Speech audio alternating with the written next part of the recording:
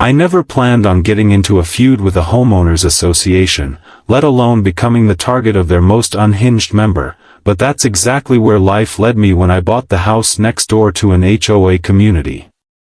The house I found was perfect for me, a charming two-story with a wraparound porch, mature oak trees shading the front yard, and a huge backyard that seemed to go on forever. It wasn't part of any HOA, which was exactly what I wanted. I'd had friends who lived in HOA-controlled neighborhoods, and I'd heard horror stories about being fined for leaving a trash can out too long, having to ask permission just to plant flowers, or being told what color they could paint their door. I wanted freedom. I wanted a place where I could do what I pleased with my property without a committee breathing down my neck. So when I closed on that house and signed the papers, I felt like I'd just scored the biggest win of my life. Moving day was exciting. I had my truck packed with boxes, tools, and a few pieces of furniture, and the moment I pulled into the driveway, I felt at home. The air smelled fresh, the birds were singing, and I could already picture myself spending summer evenings grilling on the deck. I had no idea that trouble was brewing across the property line. The HOA neighborhood next door looked pristine, every house painted the same neutral beige, every lawn trimmed to an identical length, every car parked perfectly in driveways or garages. It looked more like a model home display than a real neighborhood. I didn't think much about it, though, after all, I wasn't one of them. I had my own property, my own rules, and I figured as long as I kept my place in decent shape, we'd all coexist peacefully. That illusion lasted exactly 30 minutes. I was unloading my toolbox from the truck when I saw her for the first time, the woman who would later be known in my mind as HOA Karen. She came marching down the street like she owned the entire block, phone in one hand, clipboard in the other, wearing oversized sunglasses even though the sun was hiding behind a few clouds. She stopped at the edge of my driveway, looking me up and down like I was some stray animal that had wandered into her perfectly manicured paradise. "Excuse me," she barked, loud enough that I almost dropped my drill. "Who are you? What are you doing here?" I wiped my hands on my jeans and walked toward her, smiling politely. "Hey there," I said. "I'm your new neighbor. Just moving in today." She squinted at me as if she didn't quite believe me. "New neighbor," she repeated, her tone sharp. "That can't be right. We haven't approved any new homeowners in this area." That was my first red flag, the way she said "approved" like she had some authority over me. I kept my cool. "Well," I said, "this house isn't actually part of your HOA. It's outside your community's jurisdiction. I just closed on it last week." The look on her face was priceless. It was as if I'd just told her I was opening a landfill in my backyard. She gasped, clutched her clipboard tighter, and snapped, "That's impossible. All the houses on this street are part of the HOA. You can't just live here without following our rules. It's against policy." I raised an eyebrow. "With all due respect, ma'am, I've got the deed in my glove compartment if you want to see it. This house was never in your HOA. I checked thoroughly before buying it. Your policies don't apply to me." She stood there in stunned silence for a few seconds, then her face turned red, not the embarrassed kind of red, but the furious kind that told me this woman wasn't used to hearing the word "no, we'll see about that," she hissed. "I'm calling an emergency board meeting. You can't just buy a house here and do whatever you want. This neighborhood has standards." And just like that, she spun on her heel and stormed back toward her beige palace of a house. I stood there on my driveway, shaking my head and laughing to myself. I'd barely even moved a single box inside, and already I had an enemy. By the end of the day, I got my first taste of just how far Karen was willing to go. As I was unloading the last of my furniture, 3 other HOA members showed up, all of them looking just as self-important as Karen. One of them had a printed copy of the HOA's bylaws, which he dramatically waved at me like it was some kind of holy scripture. "We've reviewed the situation," he said in a grave voice, "and as acting members of the neighborhood association, we're here to inform you that you must submit an application for approval to live here. Your purchase cannot be recognized until it has been reviewed by the board." I almost laughed in his face, but I kept it professional. "That's not how property law works," I said. "I own this house outright. Your HOA has no authority over me. And frankly, I have no interest in joining your association. You'd think I'd just insulted their entire bloodline." They started talking over one another, insisting that I was required to attend their meetings, keep my lawn to their standards, and even park my truck in a certain way. I calmly reminded them again that I wasn't bound by their rules, and after a tense standoff, they eventually left, but not before Karen shouted from across the street, "This isn't over." It was only day 1, and I already knew my time in this house was going to be interesting. The next morning, I woke up early, eager to start unpacking and getting my house set up. But as soon as I stepped outside with a cup of coffee in hand, I noticed something that made my stomach sink. There were bright orange flags stuck all over my front yard. At first, I thought it might have been utility markers, but when I looked closer, I saw that each one had a handwritten note attached. "Weed infestation, must be removed immediately," one read. Another said, "Lawn too long, HOA warning," and yet another read, "Unapproved truck parking, remove vehicle." My jaw dropped. These weren't official notices from the city. These were clearly homemade, and I didn't have to be a detective to figure out who had put them there. Sure enough, across the street, Karen was standing on her porch with her arms crossed, glaring at me like I was some kind of criminal. Next to her were 2 of the HOA board members from yesterday, nodding in approval like she'd just done them some huge favor. I walked over, plucked one of the flags from the ground, and held it up. "Did you do this?" I called out. Karen didn't even deny it. "We're simply documenting violations," she said, her voice dripping with smugness. "If you won't join the HOA voluntarily, we'll have to take steps to enforce community standards. That lawn of yours is half an inch too tall, and you can't just park that oversized truck in plain view. It lowers property values." I took a deep breath, trying to stay calm. "Karen, I'm going to say this once more so we're crystal clear, your HOA rules don't apply to me. I'm not a member, and I have no obligation to follow your so-called standards. Take these flags off my lawn and stay off my property." Her smile faltered for just a moment, but then she straightened her shoulders and said, "Fine. If you won't cooperate, we'll get the city involved. They won't let you ruin this neighborhood with your eyesore of a property." She wasn't bluffing. Later that afternoon, a city code enforcement officer showed up at my door. He was polite enough, but he said they'd gotten an anonymous complaint about my yard and my truck. I showed him my paperwork, my deed, everything proving that I wasn't under any HOA jurisdiction. He looked around, shrugged, and said, "Honestly, your lawn looks fine to me. And your truck's legally parked. Whoever called this in was wasting my time." When I glanced across the street, there was Karen again, phone in hand, staring at me like she was watching a suspense movie. I gave her a friendly wave just to rub it in, which made her spin around and slam her door shut. I thought maybe that would be the end of it, that once she realized the city wasn't going to do her bidding, she'd back off. But no. Over the next few days, her harassment only escalated. She started patrolling the property line every morning, clipboard in hand, taking photos of my house like she was gathering evidence for a trial.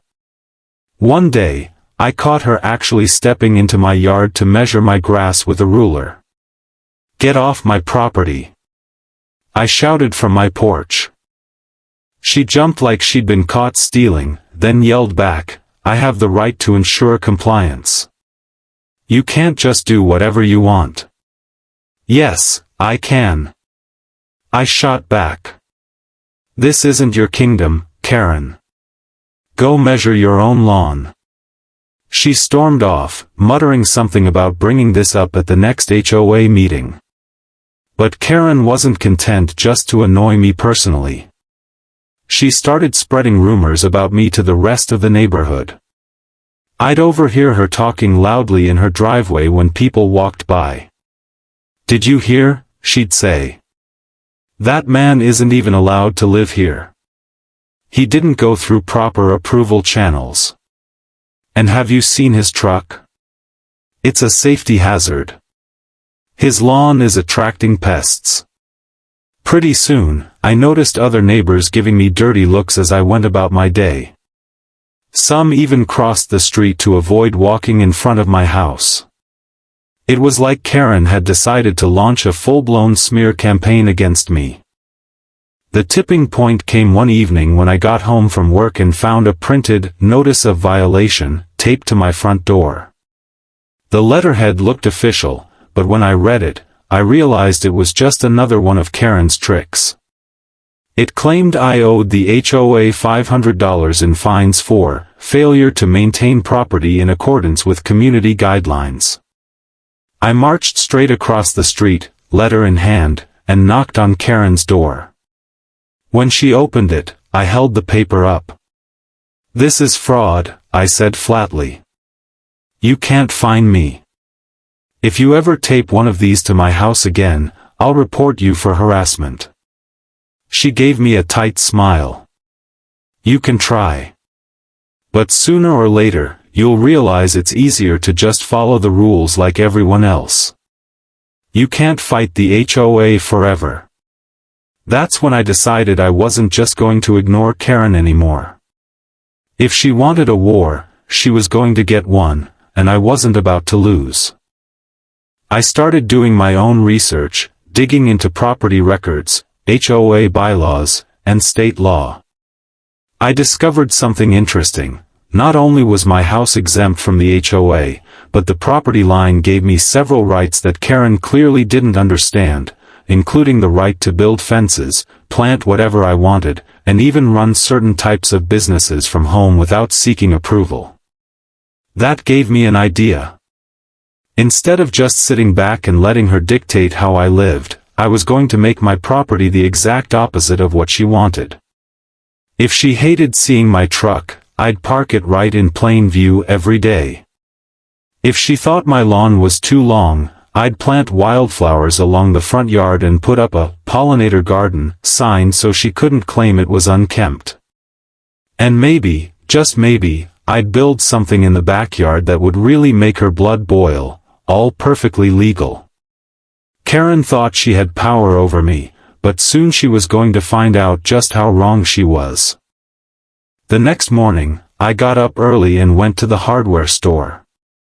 If Karen wanted a battle over what my property looked like, I was going to give her one she'd never forget, and I'd do it by staying 100% within the law. I bought fence posts, bright cedar panels, and enough gravel to create a proper parking space for my truck right in front of my house. I even grabbed a few bags of wildflower seeds, a couple of lawn ornaments shaped like gnomes, and a big sign that said, "Private property, no trespassing." When I got home, I started work immediately. It didn't take long for Karen to notice. By the time I had the first fence post in the ground, she was outside, marching toward me like a soldier. "What do you think you're doing?" she demanded. "Building a fence," I said calmly, hammering the post into place. "You can't build a fence without HOA approval," she snapped. I smiled. Lucky for me, I don't need your HOA's approval. I already pulled the necessary permits from the county yesterday. This is going to be a perfectly legal 6-foot privacy fence. So if you were hoping to keep spying on my property every morning, those days are about to be over." Her jaw tightened, and for a moment she looked like she might actually explode.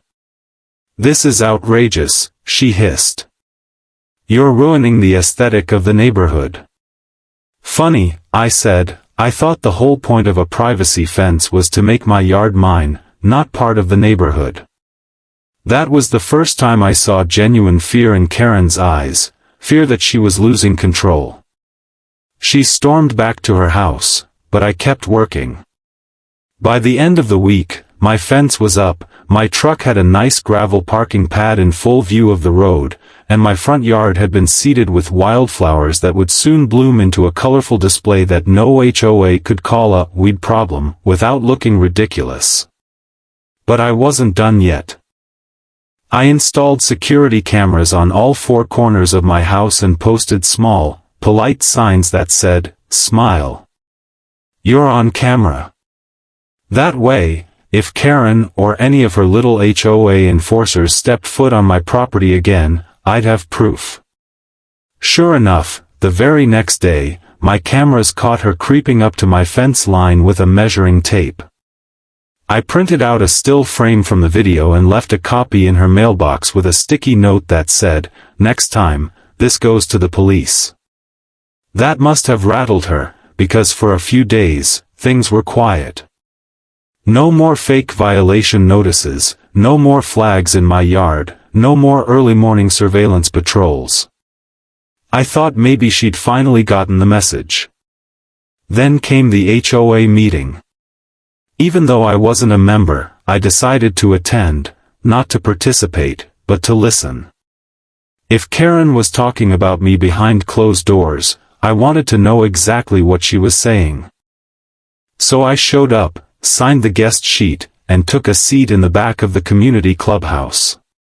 You could have heard a pin drop when I walked in. Every head turned toward me, and I saw Karen's face flush bright red. "What is he doing here?" she hissed to the board president. The president, a man named Tom who actually seemed reasonable compared to Karen, said, "He's a property owner adjacent to our community. He has a right to attend as a guest if he wants." Karen glared at him but didn't argue. The meeting went on, mostly about boring stuff, budgets, landscaping contracts, community events, but then Karen raised her hand. "We have an urgent matter regarding a non-compliant property," she announced. "The new homeowner next door is refusing to join the HOA and is actively damaging our property values with his unsightly fence, his wild lawn, and his constant parking violations." A murmur went through the room. I stood up slowly, letting the silence build, then said, "Everything she just said is false. My fence is fully permitted, my lawn is a registered pollinator habitat, and my truck is legally parked on my property. Your HOA has zero jurisdiction over me, and if you keep harassing me, I'll file a restraining order." That got their attention. The board president looked surprised, then turned to Karen. "Is what he's saying true? Is his house outside the HOA?" Karen stammered. "Well, yes, but nothing," Tom said firmly. "Then he's right. We have no legal authority over him. And frankly, this board has better things to do than pick fights with neighbors who aren't under our control. I suggest you leave him alone before this escalates further." The look on Karen's face was priceless, a mix of humiliation, fury, and disbelief. She was used to getting her way, but now her own board was telling her to back off. I walked out of that meeting with my head held high, but I knew Karen wasn't done. If anything, the public embarrassment would make her more determined to get revenge. And I was right. The very next morning, I woke up to find that someone had dumped a pile of trash bags in my driveway, broken furniture, old newspapers, even a few rotting food scraps. I checked my cameras, and sure enough, there was Karen at 3:17 a.m., sneaking across the street and leaving the bags. This time, I didn't just print the photo. I called the police. When the officer arrived, I showed him the footage. He whistled and said, "Yep, that's definitely illegal dumping. And since you've got her on camera, we can issue a citation."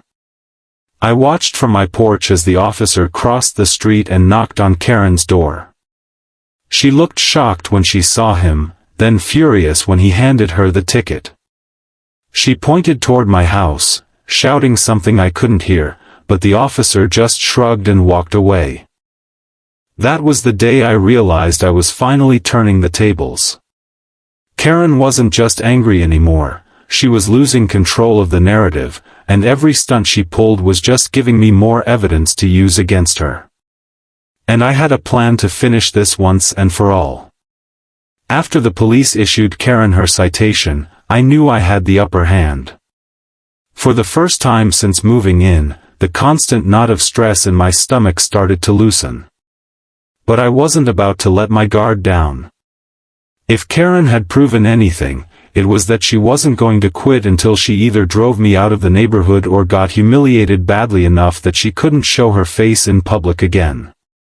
So I got proactive. The first thing I did was compile every piece of evidence I had, the fake violation notices, the flags from my lawn, screenshots of neighborhood posts where Karen had spread lies about me, and of course the security footage of her dumping trash in my driveway. I organized everything neatly into a binder with tabs and printed timestamps. I even made digital copies on a USB drive. My goal wasn't just to defend myself, it was to make sure that if Karen tried to escalate things legally, she would end up looking like the aggressor, not me. Then I got a little creative. One Saturday morning, I hosted what I called a neighborhood cookout and garden tour. I put up flyers around town, invited a few local gardening clubs, and posted about it online. I figured if Karen was going to accuse me of lowering property values, I might as well prove the exact opposite, that my house was actually improving the area. By noon, a good crowd had gathered in my yard. Families from outside the HOA came by, kids played with my dog, people admired my wildflower beds, and a few even complimented the new cedar fence. I had music playing, a grill going, and coolers full of drinks. It was the kind of casual, friendly community event that HOA neighborhoods always talk about having but rarely actually pull off. Karen, of course, couldn't stay away. She stood across the street, arms crossed, glaring like she'd just watched me build a bonfire out of HOA rulebooks. Finally, she marched over, her phone in her hand, recording. "What is going on here?" she demanded. "You can't just hold public events without HOA approval." I turned to face her, smiling. "Good news, Karen, I don't need HOA approval. This is a private gathering on private property, and everyone here is having a great time. You're disrupting the neighborhood," she snapped. "There are cars parked on the street, there's noise," within legal limits, I interrupted. "And as for the cars, I checked with the county sheriff's department before inviting anyone. As long as they're not blocking driveways or fire hydrants, they're fine." One of my guests, a retired police officer, stepped forward and said, "Ma'am, there's nothing illegal happening here. You might want to head back to your house before you end up on the wrong side of a harassment complaint." Karen's face turned red. "This isn't over," she shouted, then spun on her heel and stormed back across the street. Her outburst only made things better for me. Several of my guests asked who she was, and when I explained, they shook their heads in disbelief. "Some people just can't stand to see others happy," one woman said. "Honestly, your yard is the nicest one on the block now." She should be thanking you." Word of the event spread quickly, and soon I started to notice something shift. Neighbors from inside the HOA who had been giving me the cold shoulder started waving when they drove by. A few even came over to chat, quietly admitting that Karen had been overstepping her bounds for years, but no one had ever stood up to her before. Then came the moment that truly turned the tide. About a week after the cookout, I received a certified letter in the mail, an official-looking cease and desist from the HOA demanding that I remove my fence, cut my weeds, and stop parking my truck in front of the house. It was signed by Karen herself, not the board president. That was her mistake. I made copies of the letter and sent one to the board president, along with a polite note explaining that I was considering filing a harassment claim. Within 48 hours, I got a phone call from Tom, the president. "I just wanted to apologize personally," he said. "Karen had no authorization to send that letter on behalf of the HOA. We'll be addressing this at our next meeting." I decided to attend that meeting too, but this time, I brought my entire binder of evidence.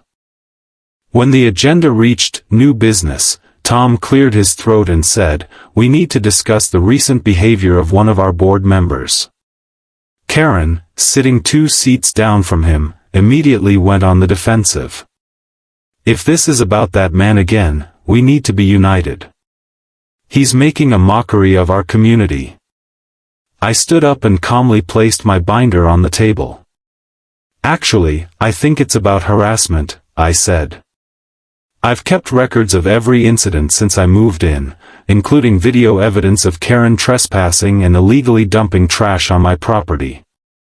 If this continues, I'll have no choice but to file for a restraining order and take this to small claims court for damages." You could have heard a pin drop. Tom flipped through the binder, his expression darkening with every page. Finally, he looked at Karen. "This is unacceptable," he said. "You've put the entire HOA at risk of legal action. Effective immediately, I'm calling for a vote to remove you from the board." Karen's jaw dropped. "You can't do that," she shrieked. "Yes, we can," Tom said firmly. "And given the evidence here, I suspect the vote will be unanimous." He was right. Every single board member voted her out. When the motion passed, Karen stood up, red-faced, and stormed out of the room without another word. I left that meeting feeling lighter than I had in months. The war wasn't over yet. I knew Karen well enough to know she wouldn't just disappear quietly, but now she'd lost her power. And soon, she was going to lose something even bigger, her reputation. After Karen was removed from the board, the neighborhood felt different, calmer somehow. People waved at me more often, and I even had a couple of neighbors stop by with cookies to thank me for finally putting Karen in her place. It was strange to be seen as some sort of local hero, but I wasn't complaining. For the first time since moving in, I could enjoy my property without constantly looking over my shoulder. But as much as I wanted to believe it was over, I knew Karen well enough to expect that she wouldn't let this go quietly. I was right. 2 weeks later, just as my wildflowers were finally starting to bloom, I woke up to find someone had spray-painted "trash neighbor" across my brand new cedar fence. My stomach dropped. I checked my cameras immediately, and sure enough, there was Karen again, at 2 in the morning, hoodie pulled up over her head, but not enough to hide her face from my high-resolution cameras. She even had the nerve to look directly into the lens at one point. This time I didn't just call the police. I called my lawyer. By noon, Karen was served with a formal notice of intent to press charges for vandalism, harassment, and trespassing. The officer who came out took one look at the footage and said it was an open and shut case. "We've had multiple complaints about her from other residents," he added. "This might finally be what it takes to get her under control." The news spread through the neighborhood like wildfire. People whispered on sidewalks, cars slowed as they passed my house, and by evening, half the street seemed to know what had happened. Karen, of course, tried to do damage control. She started knocking on doors, claiming I had fabricated the footage to frame her, that I was some kind of criminal mastermind trying to destroy her life. But the footage was too clear, and the police report was too solid. No one was buying her story anymore. A few days later, I got a letter in the mail, not from the HOA this time, but from Karen herself. It was a rambling, angry tirade about how I had ruined her reputation, how everyone in the neighborhood was turning against her, and how I had made her look like a fool. The last line said, in all caps, "You will pay for this." I made a copy and sent it straight to my lawyer, who included it in the restraining order paperwork. When the court date came, I showed up with my binder, my video footage, and a calm smile. Karen, on the other hand, showed up late, frazzled, and already yelling before the judge even entered the courtroom.